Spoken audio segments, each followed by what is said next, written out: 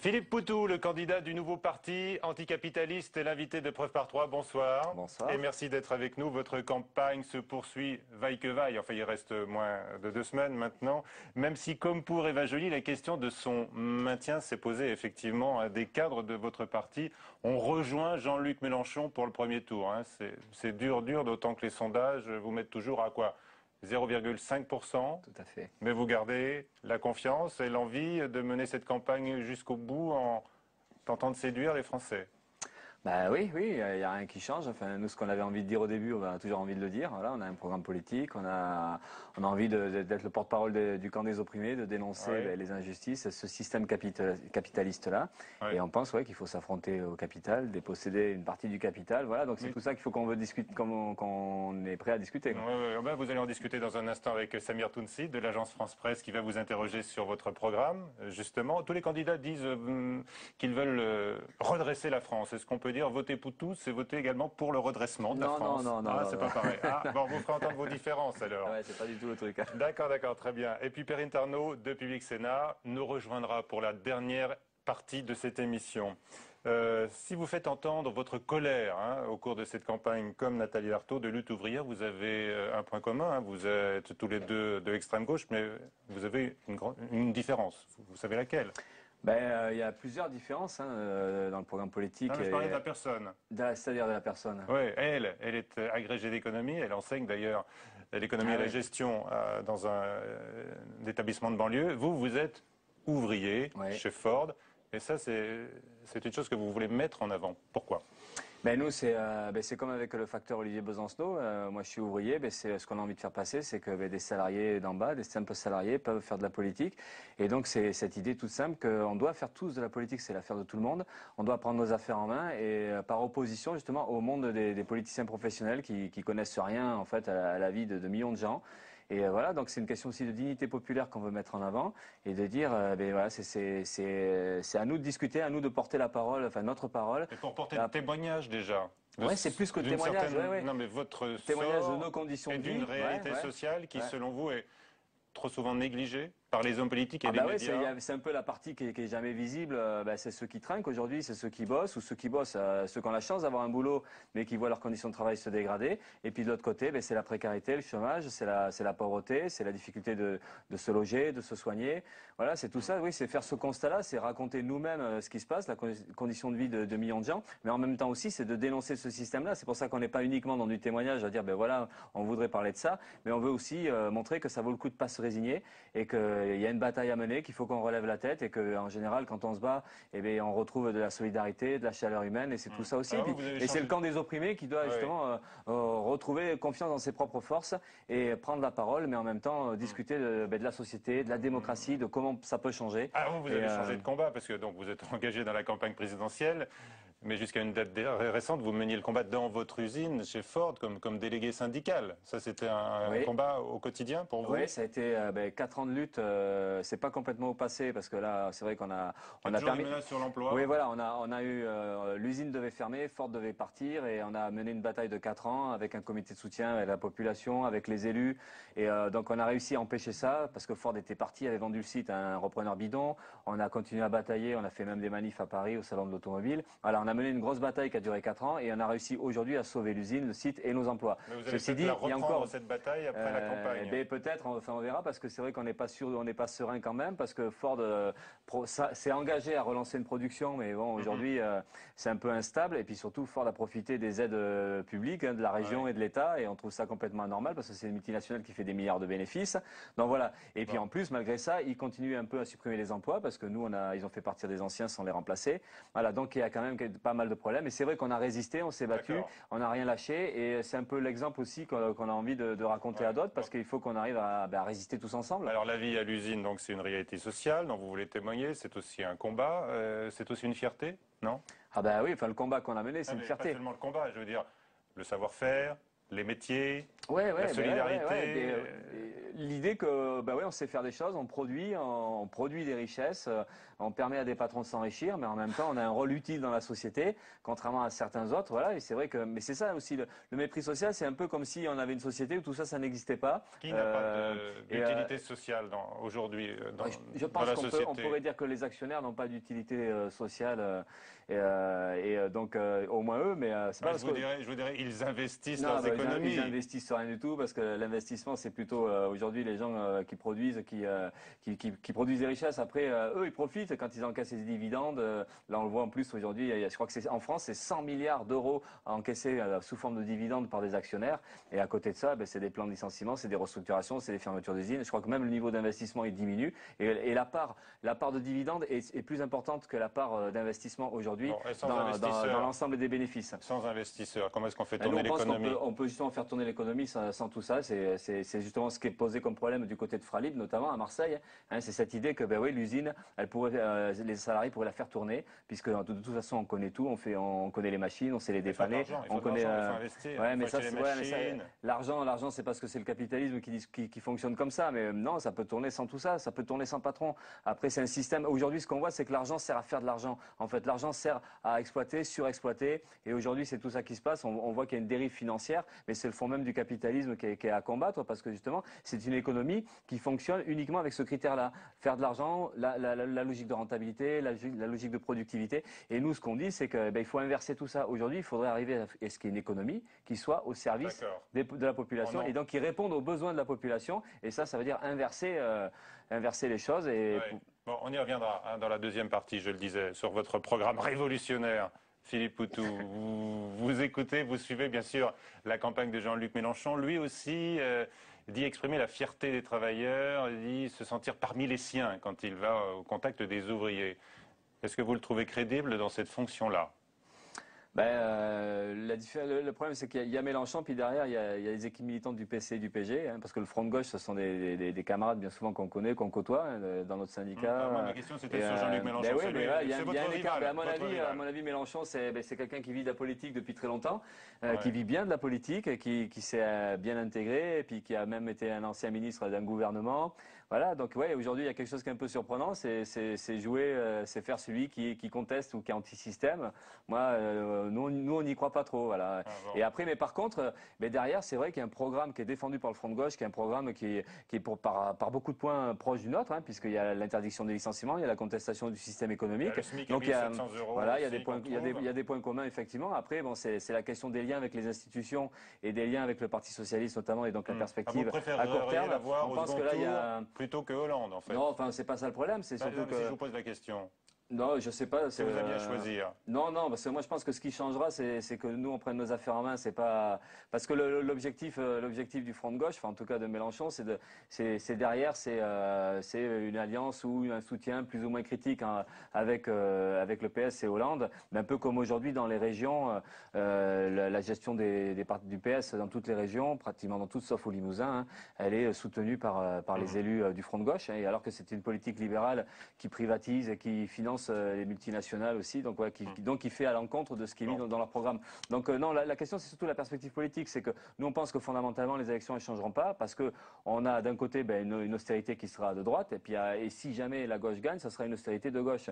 Donc après la question c'est pour stopper une politique libérale ou pour combattre toutes les austérités, nous on pense qu'il faut une riposte unitaire de la population. Ça veut dire que cette politique-là, elle ne peut être qu'imposée par des luttes sociales, mais comme un peu toute l'histoire montre aussi que le progrès social, ce sont des batailles, quoi. Jean-Luc Mélenchon entonne l'international à la fin de ces meetings. C'est vrai. Là, vous le prenez en chœur avec lui, là. Nous, on la chante aussi. Donc, lui, derrière, il chante la Marseillaise, pas vous. Non, pas nous. Et pourquoi? Nous, pour nous, c'est un chant nationaliste et patriotique. Après, et nous, on n'est pas dans cette idée d'une république unie, indivisible. On n'est pas dans cette idée de la patrie, de la France. On pense que ça sert à cacher un peu des différences sociales. Dans le cadre et les valeurs républicaines. Mais après, qu'est-ce qu'on entend par valeur républicaine? Si c'est la République qui a colonisé l'Algérie, si c'est la République qui a pillé les pays d'Afrique et d'Asie, oui, on n'est pas républicain. Si c'est la République qui aujourd'hui colonise toujours la Polynésie ou les départements d'outre-mer ou territoires d'outre-mer, oui, nous on est pour le droit des peuples à l'autonomie, à l'autodétermination. Donc on n'est pas dans cette idée de la République, effectivement. Nous, si on est pour une République, mais à la limite celle de 1789, voilà, où il y avait réellement un objectif démocratique et révolutionnaire, ou à l'époque de la Commune de Paris, quand le peuple a dirigé la ville pendant quelques jours. Bon, après, il s'est fait massacrer par la bourgeoisie. Mais voilà, c'est cette République qu'on veut discuter, mais pas celle qui était donc la République coloniale, raciste, qu'on a connue pendant très longtemps. Donc c'est ça qu'il faudrait qu'on arrive à discuter. Parce que, connu. Ouais, mais même aujourd'hui, l'État français reste un État impérialiste. Hein. Il y a des casernes, des armées en Afrique. Il y a aujourd'hui une présence militaire en Afghanistan. C'est pas pour aider le peuple, hein. C'est pour maintenir un ordre tel qu'il est établi aujourd'hui. Des grosses puissances qui dominent les économies des pays pauvres. Et donc il y a aussi, par exemple, des trusts comme Total ou Bolloré qui vont exploiter. Beaucoup rêvent de voir un ordre régner en Afghanistan. Hein. Oui, non, mais quel ordre? Si c'est l'ordre impérialiste ou si c'est un ordre pour la population, et là c'est pas du tout le cas. Donc c'est ça que nous on dénonce. Mais même les Dassault et compagnie qui vendent des armes à des tas de pays, voilà, c'est tout ça. Nous on défend pas ça. Mélenchon il s'en vante de ces aspects-là. Mais nous on n'est pas du tout là-dedans. Et on pense que Bolloré et Total aussi, ils ont rien à faire là-bas, à exploiter les salariés, à piller les richesses et à soutenir des dictatures. On a vu Sarkozy. Sur toutes les grandes entreprises françaises, toutes les entreprises du CAC 40, alors ça, elles sont bonnes à jeter. Non, c'est pas ça. On peut dire ça comme ça, si vous voulez. Mais, non, je vous pose la question. Non, ce qui est complètement anormal, c'est qu'aujourd'hui, par exemple, le CAC 40 fait au total pour l'année dernière 74 milliards d'euros de bénéfices. Ça, c'est le cumul de profit de ces entreprises-là. Et quand on compare à côté 8 millions de gens qui vivent en dessous du seuil de pauvreté, c'est-à-dire qui vivent avec moins de 900 euros par mois. Après, les gens qui n'arrivent pas à se loger ou qui vivent dans des logements exigus ou insalubres, des gens qui n'arrivent pas à se soigner. Voilà, c'est ça, c'est ce décalage-là. C'est que d'un côté, on voit des fortunes et de l'autre côté, de la pauvreté qui s'accumule. Qu'est-ce que vous en faites, donc c'est ça qu'il faut du CAC 40? Nous, on pense qu'il faut prendre la richesse là où elle se trouve aujourd'hui. Ça veut dire que oui, il faudrait supprimer toutes les niches fiscales, tous les cadeaux fiscaux qui ont été faits aux entreprises. Il faut remettre l'impôt sur les sociétés à 50%. Les entreprises avec des capitaux pour l'instant, privés. Oui, ce qu'on met en avant, c'est un programme d'urgence. C'est-à-dire qu'aujourd'hui, si on veut sortir de la crise, eh bien, premièrement, il faut prendre l'argent de là où il se trouve, c'est dans la caisse des capitalistes. Et aujourd'hui, on le sait, il y a des milliards et des milliards. Et puis même, il y a les fortunes personnelles. Bettencourt, c'est 17 milliards. Muliez, c'est 21,5 milliards. 22 milliards pour Arnaud, le PDG de LVMH. Vous connaissez bien le classement des plus riches. Oui, parce que c'est édité dans une revue tous les étés, donc un classement c'est fabuleux. On voit qu'il y a des gens riches en France, on voit qu'il y a des gens très riches, et même l'évolution des ça fascine les Français. Ben oui, en plus c'est juste pendant les vacances, c'est juste l'été quand on part en vacances, ils nous montrent les fortunes des gens les plus riches. Non, mais ce qui est fabuleux c'est ça, c'est qu'on nous dit qu'il faut serrer la ceinture, qu'il faut accepter les sacrifices, qu'il faut accepter de bosser plus longtemps, hein, puisque la retraite à 60 ans c'était censé ne plus être possible.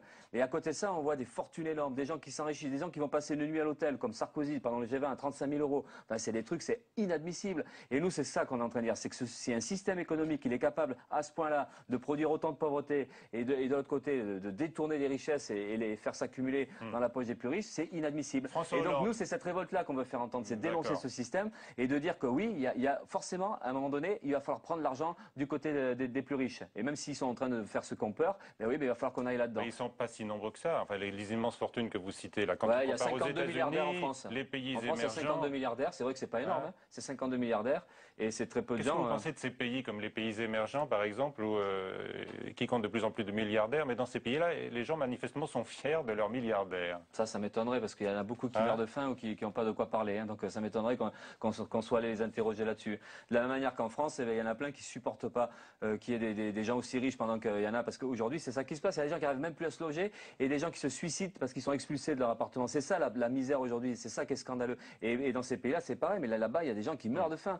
Donc oui, de toute façon partout, il y a des riches qui surexploitent un peuple. Et voilà. Donc oui, il y a une solidarité internationale des riches parce qu'entre eux, ils correspondent. Et nous, ce qu'on pense, c'est qu'il faut que les peuples de la planète entière se battent ensemble et coordonnent leur lutte. Et un peu comme aujourd'hui avec la révolte du peuple grec ou la révolte des pays du monde arabe, nous on pense qu'il faut qu'il y ait une solidarité parce qu'on est tous victimes du même système économique, donc un système capitaliste qui exploite et qui en plus détruit la planète. Très bien. Merci. Et vous dites ça toujours avec le sourire. Hein Philippe Poutou. Vous gardez le sourire et vos nerfs. Et pourtant, votre parti semble un champ de ruines avec la défection des cadres. Je le disais tout à l'heure. Champ de ruines, c'est sévère quand même. C'est sévère. Ça, vous êtes là. Vous êtes bien là. Mais quand même, il y a eu la défection de plusieurs cadres dirigeants du NPA qui ont donc rejoint Jean-Luc Mélenchon pour le premier tour. Il le juge beaucoup plus crédible et puis moins marginal. Alors, est-ce qu'on vous tire dans le dos, hein, pour reprendre l'expression de Jean-Luc Mélenchon, qui vise, lui, Daniel Cohn-Bendit? C'est ce que vous allez nous dire dans un instant, mais je vous propose d'abord de regarder sur ce sujet-là, sur vous et le NPA, le sujet de Florence Maurice. 5 avril 2012, à Toulouse, Jean-Luc Mélenchon enflamme la place du Capitole devant 70 000 personnes. Au même moment, à Saint-Denis, en banlieue parisienne, meeting du NPA. Autre lieu, autre ambiance. À la tribune, c'est Olivier Besancenot. Dans la salle, une cinquantaine de militants. Je vais aller voir le capital et je vais leur dire en gros de quel bois je me chauffe. Le verbe est toujours haut, mais désormais, même le facteur le plus populaire de France n'attire plus les foules. À trop vouloir clamer sa différence, le NPA s'est marginalisé. On veut aussi faire la démonstration qu'il y a bien un espace à gauche du front de gauche, plus indépendant du PS, avec une autre idée de la représentation politique. Jean-Luc Mélenchon, il parle comme beaucoup aimeraient que François Hollande parle. L'affaire se joue il y a un an, lorsque le NPA refuse de rallier le front de gauche pour la présidentielle. Depuis, c'est la crise au sein du parti. Déjà 6 000 adhérents en moins depuis sa création et les défections s'accélèrent. Jusqu'au bout, Pierre-François Gron a tenté de convaincre les siens de rejoindre la dynamique créée par Mélenchon. En vain. Alors après 27 ans de combat, il vient de claquer la porte du parti avec 2 autres dirigeants, écœurés par cette stratégie d'isolement. Maintenant, on va avoir un NPA qui est en fait plus étroit politiquement et numériquement que ne l'était la LCR, ce qui est un comble. Bon, alors ça serait dans une situation politique où il ne se passe rien. On se dirait, bon ben voilà, la situation est difficile pour les anticapitalistes, faut tenir, attendons de meilleurs moments. Mais on voit bien qu'autour de Jean-Luc Mélenchon, il est en train de se passer quelque chose. Donc c'est que l'erreur a été faite du côté du NPA qui n'a pas senti la nécessité du rassemblement politique. Unir la gauche radicale, c'était pourtant l'objectif du NPA à sa création en 2009. La crise financière lui offrait un boulevard et c'est finalement Jean-Luc Mélenchon qui rafle la mise. Entre les deux, quelques différences de programme, mais surtout une autre conception de la vie politique. Le NPA est un parti propagandiste, qui est un parti qui se propose comme un parti de rupture. Et il n'a évidemment pas envie de rentrer dans des coalitions, quelles qu'elles soient, avec des partis de gauche. Au NPA, on se dit toujours prêt à un rassemblement, mais dans l'opposition et après l'élection présidentielle. Voilà, Samir Tounsi nous a rejoint. Bonsoir Samir. Bonsoir Michel. Vos questions pour Philippe Poutou. Bonsoir Philippe Poutou. Bonsoir. Alors nous avons vu le cadre du NPA qui a rejoint le Front de gauche sur la base d'une analyse politique que vous jugez opportuniste ou très lucide quand il dit je rejoins le Front de gauche parce que là-bas il se passe quelque chose et que le NPA n'a pas su évoluer. Ça peut peut-être, mais moi je vais pas l'analyser comme ça. Donc depuis le début, ils soutiennent pas la campagne Poutou. Donc et là, ils ont mis un peu de temps pour se décider à appeler à voter Mélenchon et à le soutenir. Bon, ben ils ont le droit de le faire. Voilà, la particularité du NPA, c'est ça, c'est qu'il y a suffisamment de démocratie pour faire en sorte qu'en plus ils restent au NPA. Hein, donc ils vont. Voilà, mais nous, on change pas d'idée. C'est vrai qu'on a une particularité, c'est qu'on défend un programme politique qui n'est pas exactement le même que celui de Mélenchon, mais surtout il y a des perspectives politiques qui sont pas les mêmes. Voilà, le reportage le montre, c'est que vous, Jean-Luc Mélenchon, pourrait être dans une stratégie d'éventuellement de soutien critique avec au prochain gouvernement. Vous, le pouvoir, vous ne voulez pas en entendre parler. C'est pas ça, votre rôle laissez-moi résumer, arrêtez-moi si je me trompe. Votre rôle, c'est d'être un aiguillon à l'extrême gauche du paysage politique français, quel que soit le pouvoir en place. Non, justement, là, le pouvoir avec le PS, c'est pas possible. Le PS mènera une politique d'austérité, une politique libérale. Son programme le dit clairement. Le PS, en plus, on l'a vu, hein, il n'y a pas trop de suspense. C'est Zapatero en Espagne ou Papandreou en Grèce. Hein. Le PS français n'a jamais condamné ces politiques-là. Donc, on sait que c'est ça. Donc, après, la question, c'est si c'est participer à un gouvernement avec le Parti socialiste, eh bien, on va être amené à défendre des choses qui sont à l'opposé de ce qu'on défend au quotidien. Donc, la question, c'est pas le pouvoir en lui-même. Parce que nous, on est pour un gouvernement populaire. On est pour un gouvernement qui s'appuie sur la lutte des travailleurs, qui s'appuie sur tout ce qui se passe dans la vie sociale et qui permettrait justement d'imposer une véritable politique de gauche. Mais dans la configuration actuelle, c'est pas possible avec le PS. Donc nous, ce qu'on essaie de représenter, c'est cette perspective toute simple qu'aujourd'hui, on n'a pas envie qu'on nous refasse le coup de la gauche plurielle. Voilà. On n'a pas envie qu'on nous fasse le coup de ce qui se passe aujourd'hui dans les régions. Dans les régions, aujourd'hui, le PS mène une politique libérale. Dans 20 régions sur 21, ces régions, ces budgets PS sont soutenus par les élus du Front de gauche. Et nous, on marche pas là-dedans. On refuse complètement. Et nous, ce qu'on dit, c'est que, oui, effectivement, si on veut imposer une politique sociale, une politique qui réponde aux besoins des populations, ça passera par des luttes sociales aujourd'hui. Sauf qu'aujourd'hui, dans la France d'aujourd'hui, on est plus proche d'un gouvernement de centre-gauche qu'un gouvernement populaire que vous appelez de votre vœu. Oui, oui. Pourquoi vous faites de la politique aujourd'hui en France, alors que vous ne voulez pas exercer le pouvoir? Pourquoi vous, comme Michel l'a rappelé, pourquoi vous ne continuez pas d'exercer l'action syndicale comme vous l'avez fait brillamment à Blanquefort? Non, mais nous on veut encore une fois, c'est pas qu'on rejette le pouvoir, c'est qu'on veut le pouvoir collectif, on veut le pouvoir de la population. On n'a pas vu dans un État développé en Occident. C'est pas parce qu'on n'a pas vu, nous on défend cette perspective-là, parce que là on dit ça, mais alors en 80, le PC est arrivé au gouvernement pour dire on va influer. Que dalle, ils sont barrés en 84 en ayant commencé à mener une politique d'austérité parce qu'il y a eu quand même le blocage des salaires et puis des premières vagues de licenciements faites par Mitterrand. Avec Jospin, on nous refait le coup, le PC, les écolos, et on dit ça va changer, il va y avoir une vraie politique de gauche. C'est faux. Et aujourd'hui, nous ce qu'on est en train de dire, c'est que ça va nous refaire la même histoire. Et donc il est hors de question de faire ça. Donc nous, et heureusement qu'on peut quand même dire, nous, notre ligne c'est ça là, et on pense que c'est dangereux, ça va recréer des désillusions, et qu'il faut absolument construire un outil politique qui soit complètement indépendant du Parti Socialiste et des institutions. Vous avez 44 ans, vous espérez sérieusement voir de votre vivant un jour un gouvernement, comme vous avez dit, d'union populaire sur la base des soviets de 1917 ou de la révolution des œillets. J'en sais rien. Mais des gouvernements que nous avons vus dans des circonstances historiques qui étaient quand même très particulières, des moments de crise dans des pays qui n'étaient pas aussi développés que le des moments particuliers parce que la crise du monde capitaliste va déclencher des choses. Là, oui, parce qu'il va se passer des choses. Mais de la même manière que un mois avant ce qui s'est passé en Tunisie ou en Égypte, personne ne l'avait prévu. De la même manière qu'avant 68, on ne prévoyait pas une grève générale ou avant 36. À chaque fois, on est toujours en train de dans l'attente du grand. Tout le monde fait le malin. Qu'est-ce que vous voyez venir? Il va rien se passer. Tout le monde rigole, mais on ne sait rien. À tous les coups, dans 6 mois, il y aura une lutte sociale importante en France. À tous les coups, à l'échelle de l'Europe, il y aura une révolte des peuples contre le capitalisme. Nous, ce qu'on sait, pourquoi elle n'est pas devenue là? L'Europe est en crise. L'Europe est en crise. Vous non plus. L'Europe est en crise depuis maintenant 3 ans et demi. Une crise sévère qui a fait disparaître des dizaines de millions d'emplois. Votre constat est très juste.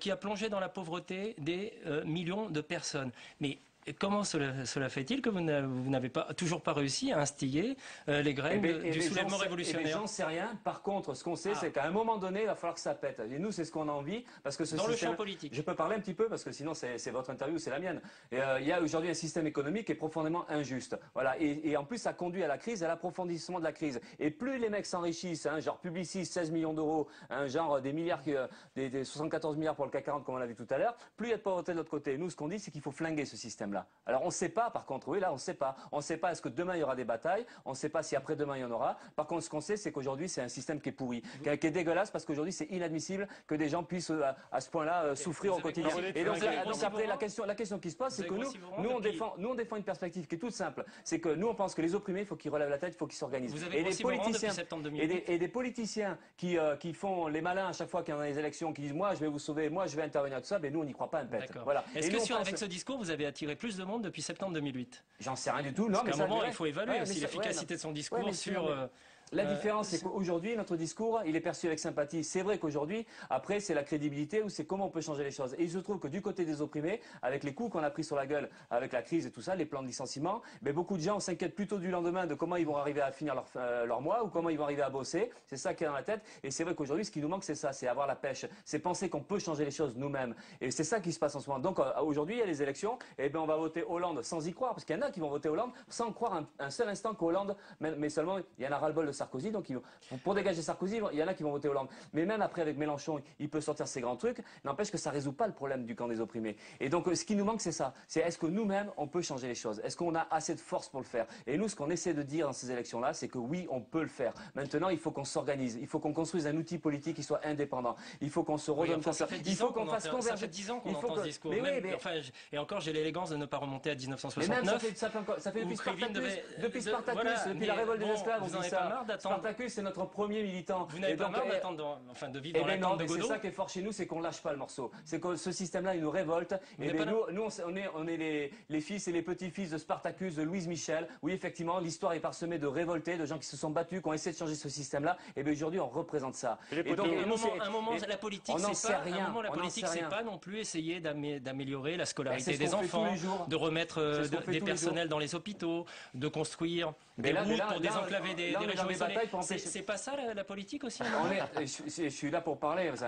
On a des batailles pour empêcher les fermetures de maternités, les fermetures d'hôpitaux. C'est ce qui se passe tous les jours aujourd'hui. Ouais, et ça, c'est pas la gauche qui l'empêchera, ça, par contre, hein, parce qu'elle-même, elle a fermé des hôpitaux, parce que c'est quand même 846 maternités qui ont fermé depuis 1975. Et ça, tous les gouvernements, quels qu'ils soient, ils ont fait ça. Et nous, ce qu'on veut expliquer, c'est ça. C'est que justement, la gauche et la droite, ils ont mené la même politique libérale, la même politique contre les populations. Voilà, vous passez souvent sur les antennes, on l'a déjà entendu. Je peux vous poser une question? Vous avez voté pour qui au second tour de l'élection en 2007? On n'en a rien à faire parce que le débat il est plus intéressant. En 2007, vous aviez voté pour qui au second tour de l'élection en 2007? Ça n'a aucune importance. Là, le problème... Non, mais moi je vais finir ce vote parce que c'est moi qui suis l'invité, c'est moi qui vais finir l'interview. Donc aujourd'hui, oui, il y a un système qui est lamentable. Et donc la perspective qu'on défend, c'est ça là. Après, les camarades, pour revenir à Myriam Martin ou Grand, ils ont le choix aujourd'hui de soutenir un ancien ministre. Ils ont raison s'ils pensent qu'il faut faire comme ça. Mais nous, on a aussi raison et on peut avoir le droit aussi de défendre une autre perspective politique. Voilà. Et c'est pas parce que dans les sondages on fait 0,5% que forcément on se trompe. Nous, ce qu'on dit, c'est qu'aujourd'hui, il y a besoin de s'organiser, de se battre, de résister ensemble. La lutte des Arcelor, la lutte des Fralib, la lutte de tous ceux qui pensent qu'il faut pas qu'il y ait l'aéroport de Notre-Dame-des-Landes ou les centres, l'enfouissement des déchets nucléaires du côté de Bure, toute cette bataille-là. Nous, on pense qu'il faut arriver à faire converger ça. Nous, on pense qu'aujourd'hui, la population, elle doit pouvoir débattre et décider de ce qui lui arrive autour de chez elle. Il faut qu'on arrive à mettre en place une véritable démocratie. Et donc, ça veut dire que forcément, on se heurte à la structuration à la fois politique et économique de la société actuelle. Nous, on pense qu'il faut enlever du pouvoir aux capitalistes. On pense qu'il faut exproprier les banques. Il faut enlever cet outil des mains des capitalistes et des spéculateurs qui en font n'importe quoi. Aujourd'hui, le système capitaliste, il conduit l'Europe à de plus en plus de chômage, de plus en plus de pauvreté. Et donc, nous, ce qu'on explique, c'est que ce système-là, il va falloir le combattre. Et c'est ça un peu la perspective. Alors, c'est vrai qu'aujourd'hui, eh bien, on est minoritaire. C'est vrai qu'aujourd'hui, on n'arrive pas forcément à se faire entendre. Mais ce qui est sûr, c'est qu'il y a plein de gens qui en aura le bol. Il y en a plein de gens qui sont écœurés par la politique, écœurés par les politiciens, écœurés par tout ce qui se passe et qui cherchent autre chose. Et nous, ce qu'on essaie de discuter, c'est ça. C'est comment nous, on peut retrouver la pêche du côté du camp des opprimés, parce que c'est aussi une question de dignité sociale, de dignité de notre camp. Il faut qu'on relève la tête. Quelle tirade! Quelle tirade, Philippe Poutou. Vous avez parlé plus vite que dans la première partie. Hein. Vous avez employé le mot flinguer. Vous voulez flinguer quoi? Le capitalisme, c'est un peu violent, ça. Comme non, c'était une image. C'était une image.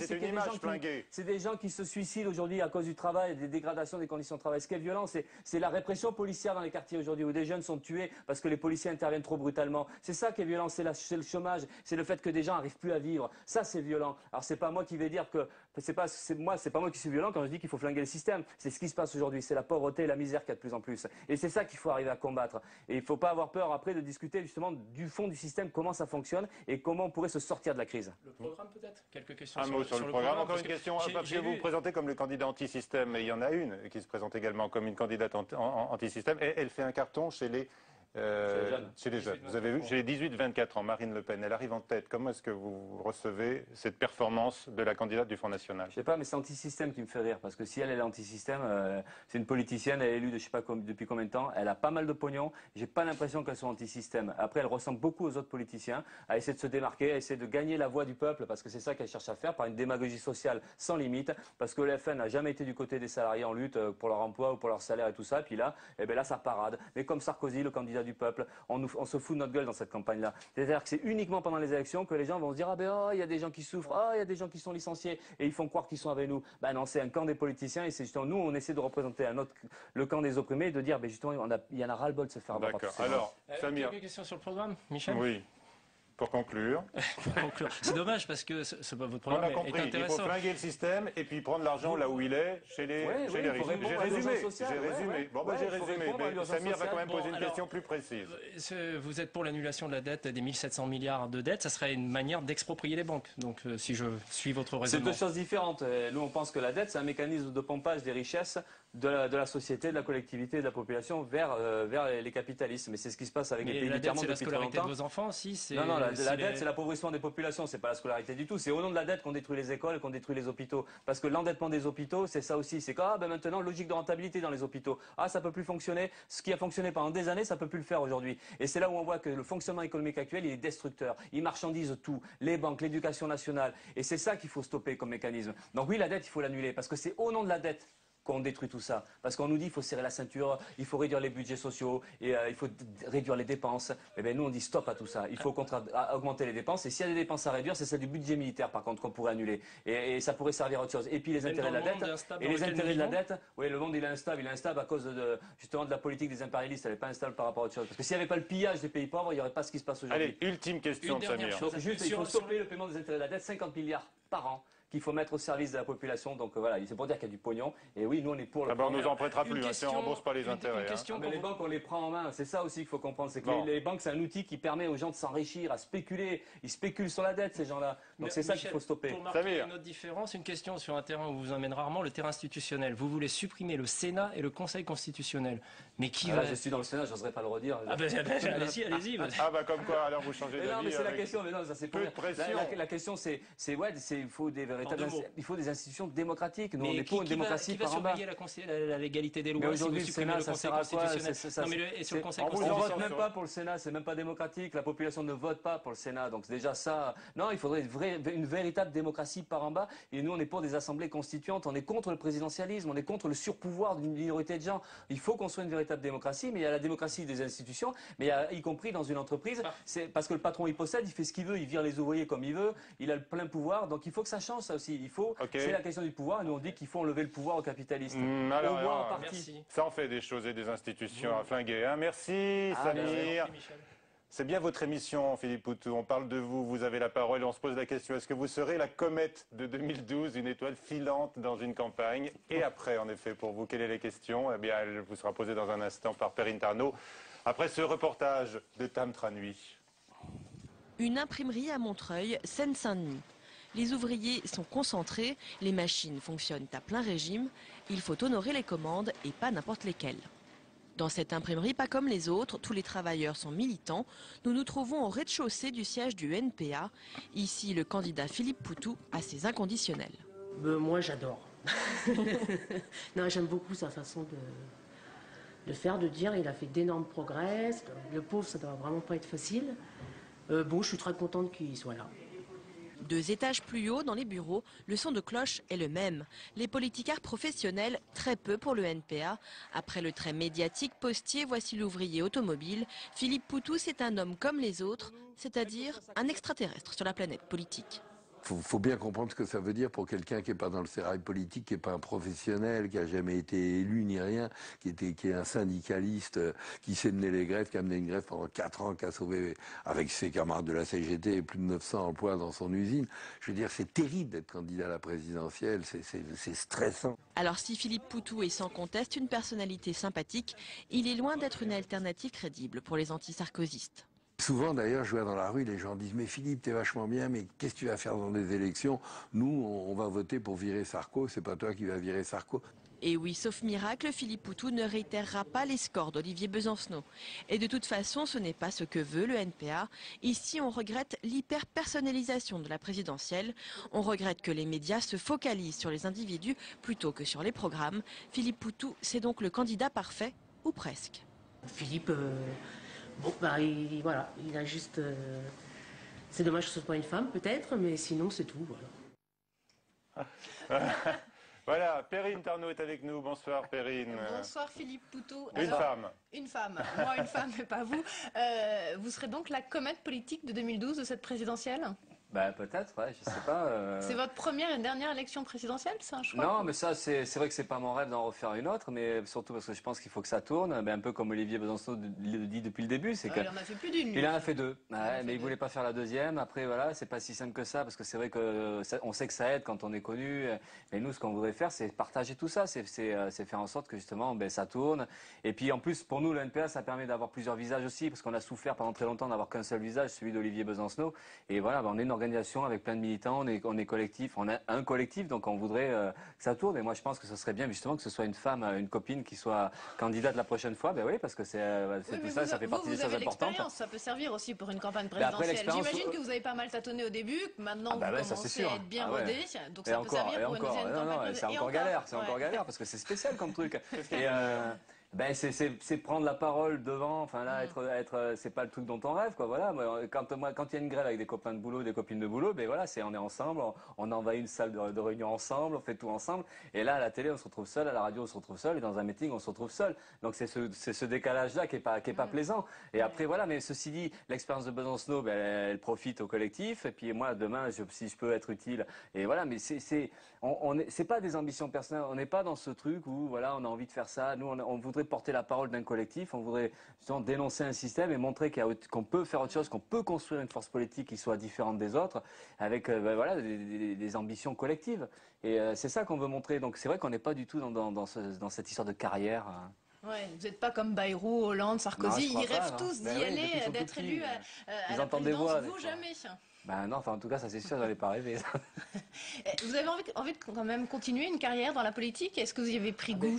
Mais non, mais là par contre je suis militant politique au quotidien, donc après les élections, bon il y a les législatives, mais après il y a les élections locales qu'on fait régulièrement. Enfin là c'est plus discret parce que les présidentielles c'est vraiment le truc qui est devant, mais sinon moi je continuerai mon activité militante. Voilà, j'aurai la pêche je pense pour continuer. Le parti NPA il faut le construire, on n'abandonne pas, même s'il y en a qui s'en vont, qui pensent qu'il faut faire autre chose, ben nous on continue. On pense qu'il faut construire un parti anticapitaliste large qui regroupe des gens avec des idées un peu différentes, mais d'accord sur cette idée de combat contre le capitalisme. Là, je continuerai. Après, on verra comment la suite des événements, mais nous, on a une grosse. Et puis surtout, après les élections, on pense qu'il y a l'enjeu, ça sera de préparer cette riposte unitaire, de se battre ensemble avec les militants du Front de gauche et les militants du Ouvrière. Et on espère pouvoir le construire. Donc la politique, elle va continuer. Et on espère bien qu'avant la fin de 2012, il y aura une grosse mobilisation sociale qui fera trembler les capitalistes et que ce qu'on dit, c'est pas que du rêve.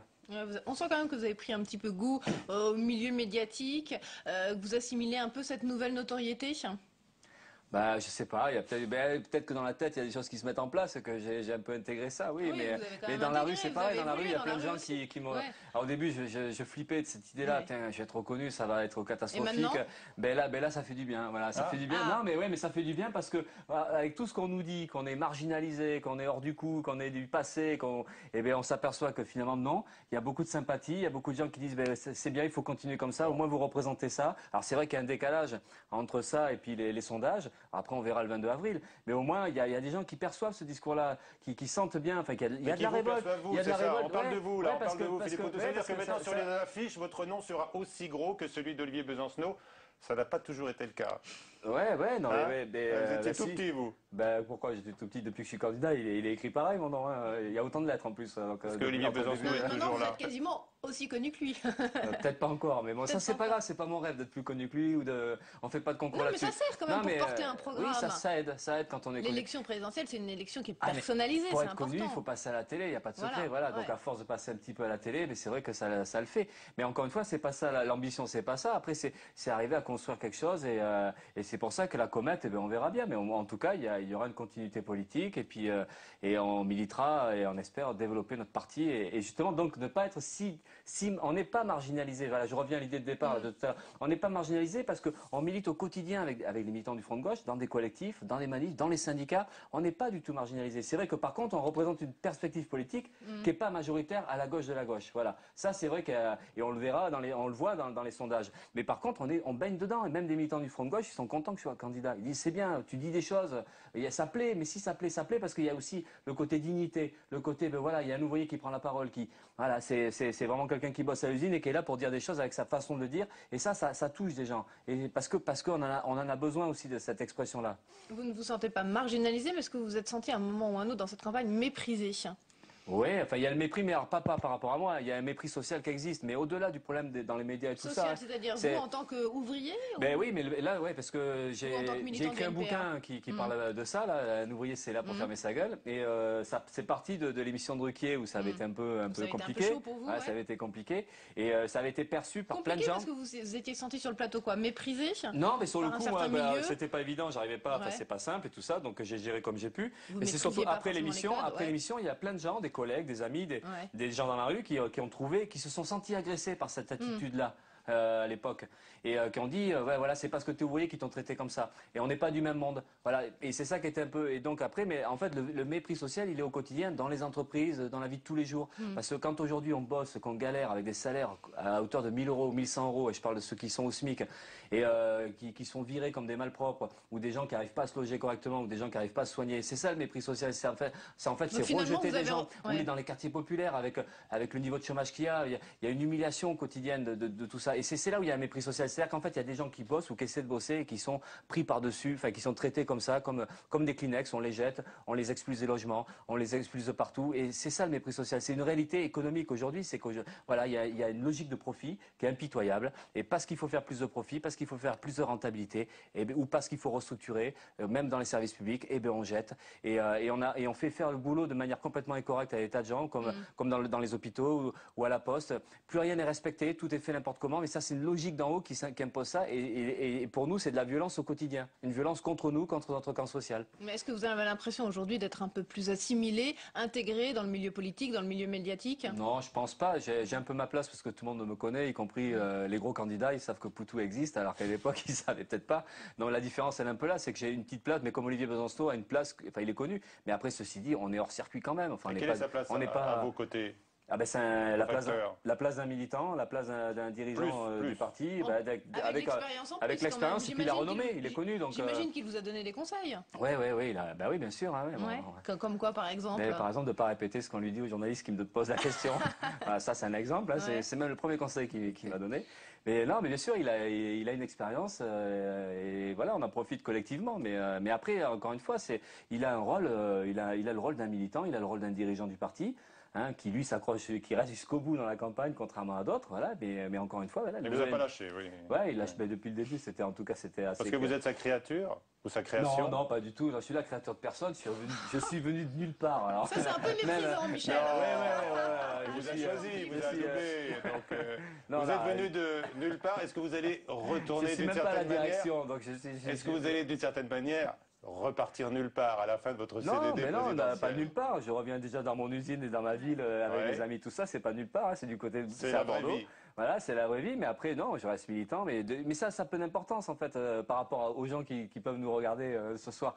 Après, ce qui compte, c'est ça, c'est que nous, on dit, ce parti, le NPA, on n'abandonne pas cette idée de construire un parti anticapitaliste large. C'est pas parce qu'on a pris des coups dans la figure depuis le début, que c'est dur, qu'on a du mal à se développer, qu'on abandonne, on continue, on s'accroche, on ne lâche rien, comme me dit si bien une chanson de HK et Saltenbank, qui est reprise en pleine manif, on ne lâche rien et on va au bout du truc. Philippe Poutou, qu'est-ce que vous avez découvert de la France que vous ne connaissiez pas, au-delà de la lutte sociale, dont vous avez beaucoup parlé pendant cette émission? Qu'est-ce qui vous a surpris pendant cette campagne? J'ai du mal avec ces questions-là, parce que je suis pas dans l'analyse aujourd'hui. Tout va très vite, les villes, les rendez-vous médiatiques. Est-ce qu'il y a une facette de la France qui vous a surprise, à laquelle vous ne vous attendiez pas? Je sais pas. Je sais que c'est plein de rencontres en fait à une campagne, parce que c'est les meetings, les équipes militantes de toutes les villes, des rencontres avec des salariés en lutte ou des associations. Justement, ce que je racontais tout à l'heure, la lutte contre le centre de déchets, d'enfouissement de déchets nucléaires. Il y a plein. Je sais pas. Je suis pas. Je ferai peut-être une analyse plus fine après, mais là, je ferai le tome 2 d'un ouvrier. Un ouvrier, ça a quand même ouvert sa gueule. Mais non, c'est difficile. Mais ce qui est sûr, c'est que voilà, c'est plein de choses nouvelles pour moi. Ça c'est clair. Merci Perrine. Merci Philippe Poutou. On vous retrouvera peut-être dans 5 ans, ou en tous les cas d'ici là, certainement. Donc une émission entre les deux tours, parce que il y en aura, mais vous serez toujours là pour porter la voix et les aspirations du NPA. Merci d'avoir été avec nous. À 22h, il y aura un autre preuve par 3 et notre invitée tout à l'heure sera Marine Le Pen. Donc à 22h30, bonsoir à tous.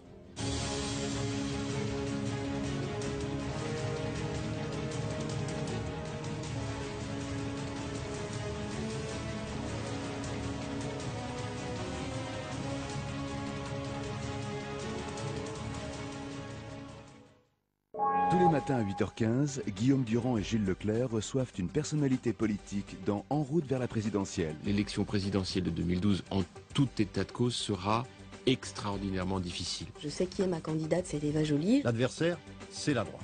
Le grand courant du centre en France a le droit et le devoir d'être présent dans cette élection. Il faut faire ce que Marine Le Pen a dit. En partenariat avec Radio Classique, En route vers la présidentielle, tous les matins à 8h15, en direct sur Public Sénat. Bonsoir et merci d'être en notre compagnie ce soir. Les 3 thèmes de cette campagne 2012 seront la crise et enfin la crise. La politique, ce n'est pas la guerre civile, a donc dit Xavier Bertrand. Parler de ce printemps du jasmin.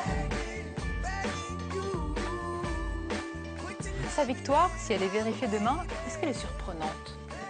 Comment vous jugez son action dans cette tempête? Qu'à l'époque, on avait tous ri, aujourd'hui on rit moins. Votre rendez-vous quotidien avec l'information, c'est du lundi au jeudi à 22h sur Public Sénat.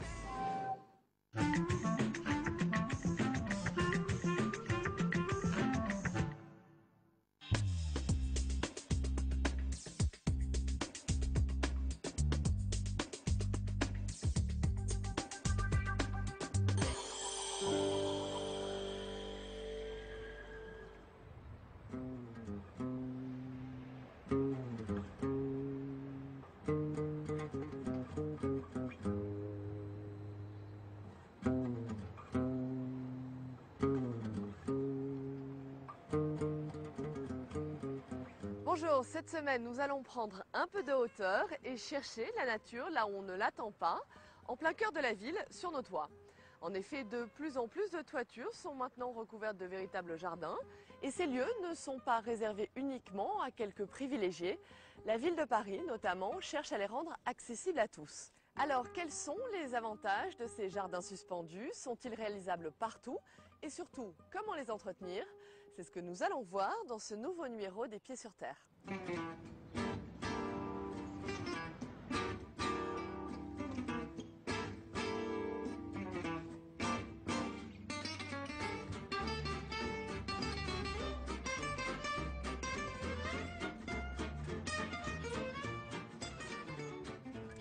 Aujourd'hui en France, seuls 1% des toitures sont végétalisées. Pourtant, elles comportent de nombreux avantages écologiques, esthétiques, mais aussi économiques. Certains franchissent donc le pas. C'est le cas de Mazda Croani, un architecte paysagiste qui vient de réaliser ce jardin-terrasse en plein cœur du 13e arrondissement de Paris. En fait, là, le mélange il a été fait. On se retrouve avec la pouzzolane, la terre végétale et les cailloux. Il va falloir qu'on répartisse ça. Il va falloir que tu bouges les machins et que tu fasses une petite taille. Ouais. Fais-le tout de suite parce qu'il faut faire avant que ce soit tard. Bonjour. Bonjour. Alors, vous êtes donc architecte paysagiste, vous êtes en train de réaliser un toit-terrasse ici. Expliquez-nous un peu comment ça fonctionne. Est-ce que déjà, on peut imaginer ce type de jardin partout? Théoriquement, on peut en faire partout. C'est une technique qui peut être appliquée sur des surfaces qui ont peu de portance, comme des surfaces qui ont plus de portance. Ensuite, il y a une question d'angle, d'inclinaison, mais sachant qu'aujourd'hui, on a des techniques comme les murs végétalisés, on peut même avoir une toiture verticale. Donc effectivement, on peut en mettre quasiment partout. Est-ce qu'on peut imaginer tout mettre dans ce type de toit-terrasse, c'est-à-dire des plantes, des fleurs, des arbres? J'imagine qu'il faut un minimum de profondeur de terre. Alors, le strict minimum, c'est 5 cm, et c'est pas les plus courants, mais en général, c'est aux alentours d'une dizaine de centimètres pour avoir une végétation un petit peu de ce type-là, du sédum classique, ce qu'on voit un petit peu partout autour. Ça n'a pas besoin de beaucoup de terre et ça n'a pas besoin de beaucoup de nutriments et quasiment aucun entretien. On peut envisager de mettre à peu près n'importe quel type de végétation. Ensuite, ce qui règle le type de végétation, ça va être la profondeur de terre. Les arbres, il faut quand même compter 80 cm de terre, ce qui n'est pas le cas ici partout. Vous avez sans doute dû voir, on peut mettre des bacs et à ce moment-là, planter des végétaux un petit peu plus conséquents, un petit peu plus grands, qui prennent plus de place. Mais sinon, on peut quasiment mettre tout type de végétaux sur une toiture végétalisée. Quels sont les avantages de ces toits-terrasses? On a des économies d'énergie qui sont réalisées parce que c'est un isolant thermique totalement naturel. Ça empêche les déperditions de chaleur et ça conserve la fraîcheur en été. Et ensuite, il y a tout un tas d'avantages qui sont relatifs à l'environnement. Ça crée des niches pour les animaux, c'est un puits de carbone, ça assainit l'air. Quelles sont les contraintes que vous rencontrez sur ce type de chantier? Alors il faut avoir une portance quand même. Pour une toiture classique, il faut savoir que ça tourne aux alentours d'une centaine de kilos par mètre carré. Les contraintes, il faut un minimum d'accessibilité pour pouvoir assurer l'entretien. Et voilà, c'est à peu près tout. Mais en général, on y va 1 ou 2 fois par an pour enlever les mauvaises herbes, s'assurer que la végétation a bien tenu l'hiver surtout. et remplacer éventuellement des trous creusés par les oiseaux ou autres. Une question sur le prix, j'imagine que ça coûte quand même un peu cher. Est-ce que tout le monde peut imaginer se l'offrir ? Alors ça se démocratise beaucoup. Faut compter un minimum de 50 € par mètre carré. Ensuite, on peut monter pour se faire un jardin sur dalle quasiment. Mais le plancher, c'est aux alentours de 50 mètres carrés. Il y a des subventions qui sont mises en place. Donc ça commence à être accessible à peu près tout le monde. Ça, il va falloir le répartir un petit peu par là quand poser les... Ça, c'est le prochain truc qu'il va falloir qu'on fasse. Il va falloir qu'on remette ça en place ici et reposer les allées. Au total, il aura fallu un peu moins d'1 mois de travail pour réaliser ce toit terrasse.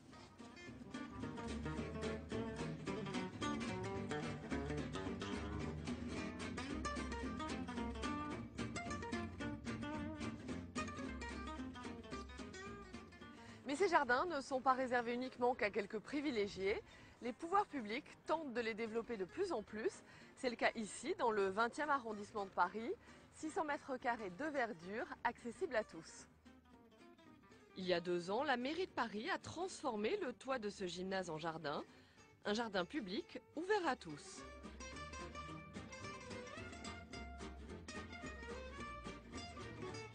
Elisabeth et Jean-Claude se sont rencontrés ici il y a quelques mois.